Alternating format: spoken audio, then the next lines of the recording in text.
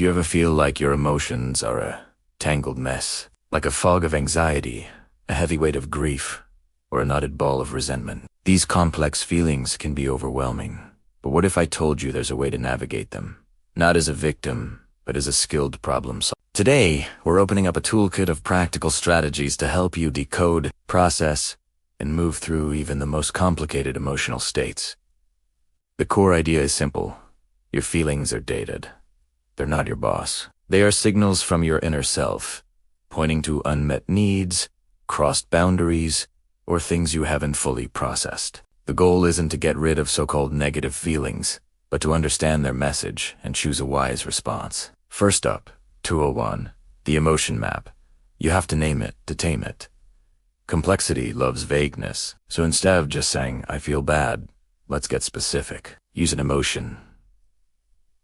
You can easily find one online. Drill down. Is it bad or is it anxious? Is it anxious or is it overwhelmed? Is it overwhelmed or is it feeling inadequate? The more precise you are, the less power the feeling has. I feel awful is a dead end. I am feeling anticipatory grief about my child leaving for college is a problem you can start to solve. Next, tool 2. The sensation scan. Complex feelings live in your body. Finding their physical address can make abstract anxiety feel more manageable. So, pause.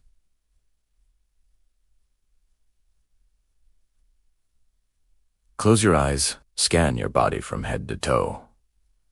Where is this feeling? Is it a tightness in your chest? A churning in your stomach? A lump in your throat? Don't judge it. Just observe. There is a tightness. Place a hand on that spot. Breathe into it. This separates you from the feeling. You are not the tightness. You are the one observing it. Tool 3 is the 5 whys drill, borrowed from engineering. This helps you dig for the root cause. Start with your named feeling and ask why. 5 times. I feel overwhelmed. Why? Because my project deadline is looming. Why? Because I agreed to an unrealistic timeline. Why? Because I was afraid to seem incapable. Why? Because my worth feels tied to always saying yes. Boom. The root isn't the workload. It's a core belief you can now address. Let's talk about tool 4. The and, both complex feelings are often contradictory. We try to pick one, which just creates more tension. So, replace but with an. Instead of I'm grateful for my job, but I'm exhausted.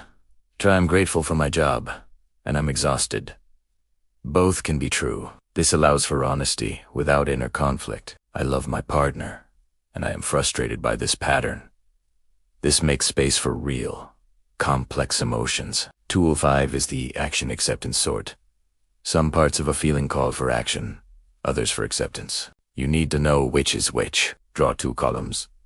Circle of influence and circle of concern. In the influence column, list what you can actually do.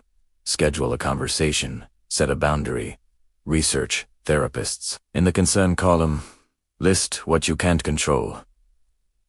The other person's reaction, the fact that something happened, the initial wave of sadness. Focus all your energy on the influence column. Tool 6 is the future self perspective. Imagine yourself 1 year from now.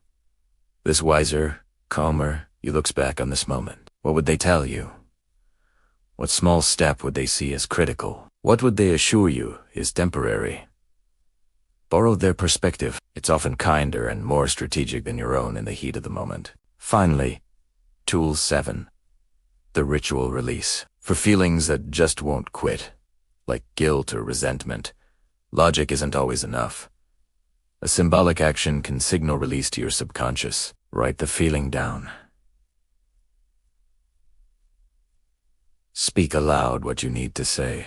Then, safely burn the paper or tear it into tiny pieces. Wash your hands, imagining the emotional residue washing away. It has a deliberate signal to your mind and body.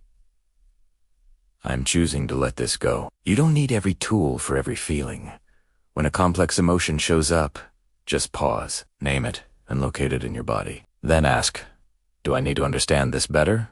or do I need to move through it? Use the tools that fit the moment. This isn't about achieving constant happiness. It's about becoming fluent in your own inner language, turning overwhelming storms into navigable weather. Thanks for watching. Remember to be kind to yourself on this journey. If you found this helpful, please like and subscribe for more content on navigating your inner world. See you next time.